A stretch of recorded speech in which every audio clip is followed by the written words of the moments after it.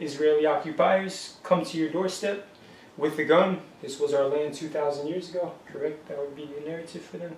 We want it back now. Of course, you would stand up. You would be like, what the hell are you doing? That's correct. That's correct. That's exactly correct. Okay. But to play devil's advocate, Israel is practicing free will.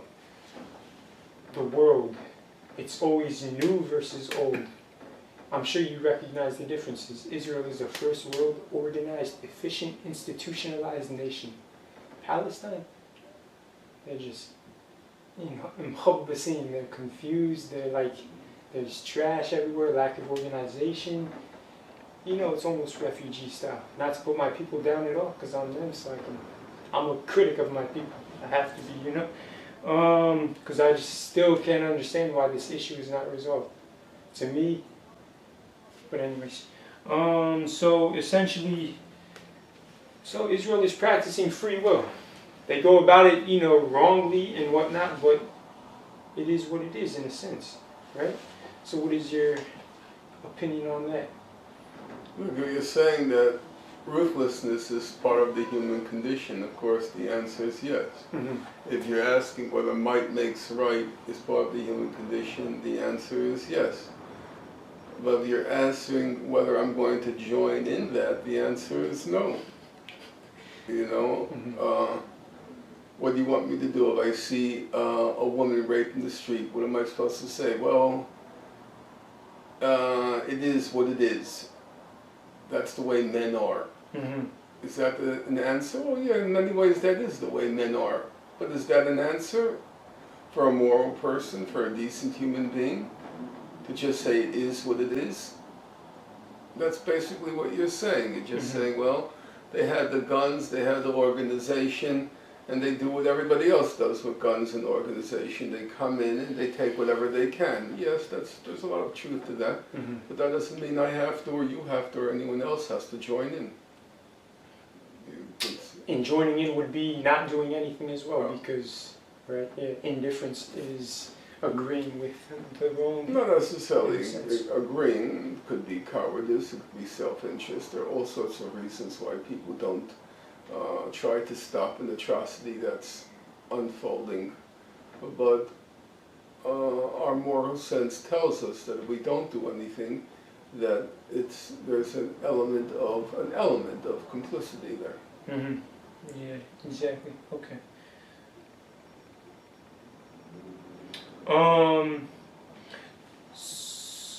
So why should we care about Palestine? What does Palestine? I don't think there's any special reason why we should care about Palestine. There's obviously on our doorsteps huge, grotesque inequalities, gross unfairness. The moment you step out of your apartment and into the world, you see it. But there's no reason why you shouldn't care about Palestine either. The unfairness, the grotesqueness of what's happening, for example, now in Gaza, which is by everybody's reckoning a humanitarian crisis, and where the population is living in unlivable circumstances. There's no reason why not to do something about it, and why not to care. Because not because it's Palestinians, but because it's a humanitarian issue, correct? At which, sorry, if it were Jews, I would be doing the same thing, or if it had been Israelis. Yeah, got you. Cool. Okay.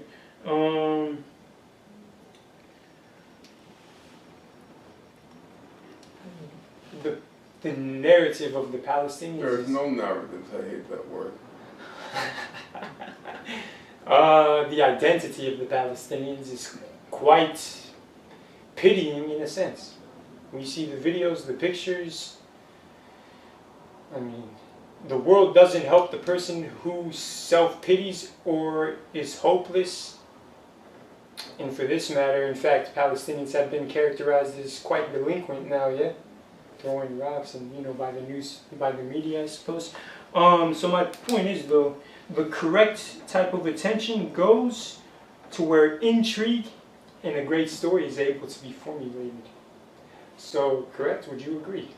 I'm not sure if it requires intrigue in a great story. What it requires is most people can be moved by sacrifice, human sacrifice and human suffering in pursuit of what's perceived to be a just cause.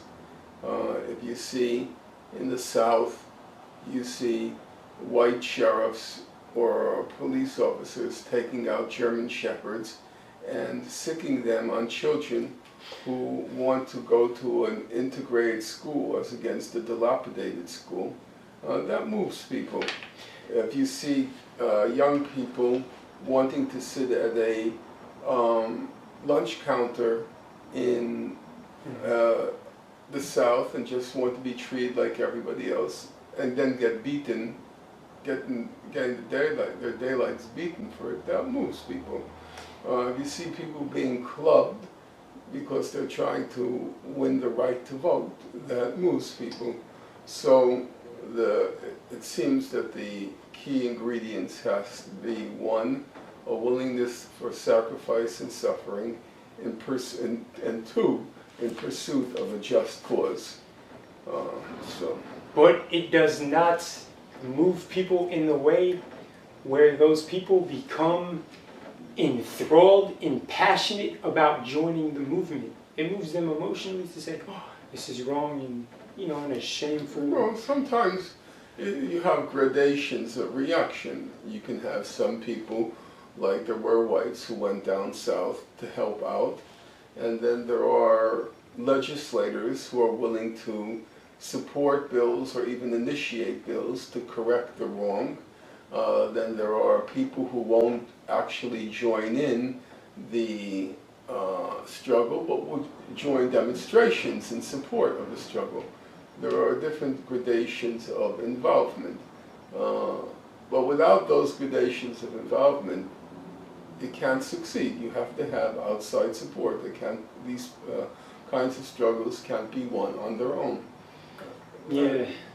There are, even if you take something like the Chinese Revolution,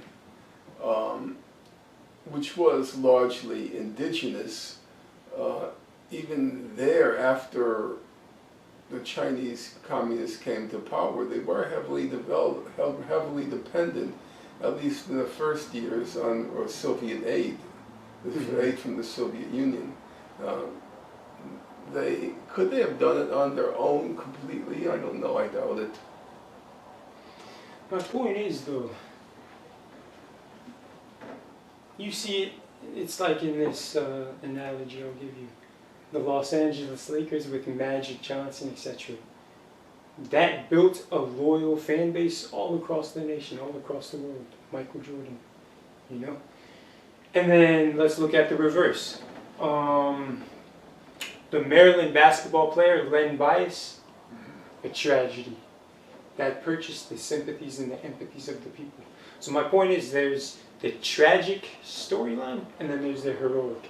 People will give love and affection and attention and stand up for the tragic storyline, but more people will champion and truly passionately join in on the heroic storyline. That's my belief. Right, but there's all sorts of heroism that's possible in low-key, modest sorts of ways. Doesn't have to be a Magic Johnson or a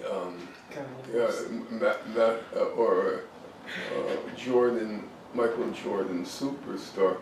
Mm-hmm. There were a large number of African Americans during the Civil Rights Movement whose heroism is kind of breathtaking. Mm-hmm. They just went into these backwoods towns where the mayor, the police chief, the judge, everybody was in the Ku Klux Klan. And they went knocking from door to door asking people to sign up to vote, which was a death warrant. Yeah. No, that's not just that's kind of incredible. You know, you're a little bit too excited by the superstars, but there are a lot of superstars who never see the light, who never get the spotlight. But they're really kind of amazing. Oh, I'm sure. For sure. And that kind of heroism inspires others around you. Mm-hmm. And then they find the courage. You one day should research the stories, put down on your notes, Bob Moses. Bob Moses. Not the guy, the white dude who built all these bridges and everything, the organizer in the South. Or Diane Nash. Okay. No, put down Diane Nash. You're a little too bit crazed about people like Kanye West, who's a brain dead imbecile. Oh man, I'll let you know my vision better soon enough. Should I turn off? It's okay. Hey, Eric? Eric?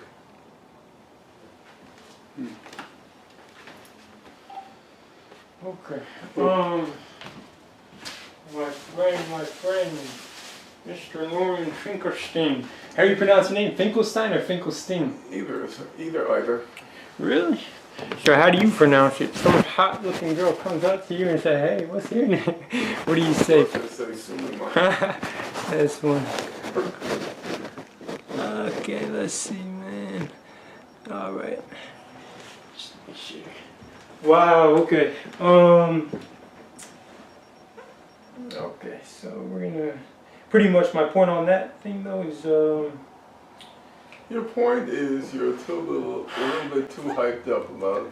Which isn't a bad thing. No, it is a bad thing. No, not about superstars. Forget. I don't care about this. I'm intrigued by the influence of the super. That's the truth. That makes the superstar. No, if they told the truth, it wouldn't last very long. Tupac Shakur. What are your thoughts about this black man who was very activist? I felt very sad that the son of one of the Panther 21. Assata Shakur.